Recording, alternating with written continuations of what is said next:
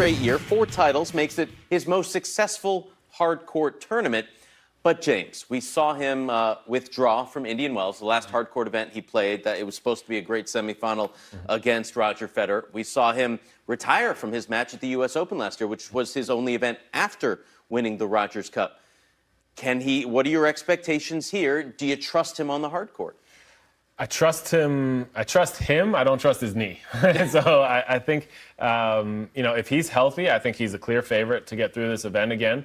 But I think for him, this is a big test coming after Wimbledon to see how his knee will do. I would suspect, unless he has a very short outing in Canada, that he may not play Cincinnati.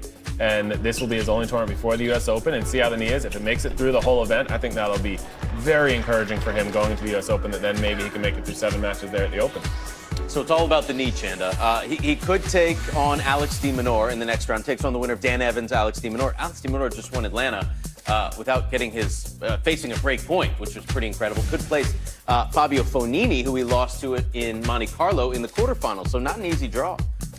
I think, it's not an easy draw, but it's manageable, especially, those first couple of rounds that will give, I think, Rafa Nadal a good idea of where his body is, where the knee is. So I would think he wouldn't be too upset or too, disappointed with this draw. It's going to come down to, at the end of the day, how he's feeling physically at the end of the event. And, of course, going into the U.S. Open, 3 out of 5 on the hard courts, that's a different animal. So, to me, that would always be the concern. But first things first, see where it is for this week. Yeah, and I think without Roger and Novak in the draw, I don't think there's going to be too many people in there that he doesn't feel like he's got a good matchup with. Maybe the Nick Kyrgios or John Isner that can take the racket out of his hands a little bit. But other than that, I like that draw. I like if he plays de Minaur or Dan Evans. Those are guys where he can get into the match and can get to play a lot of points and test out his knee and see how it is on the hard courts.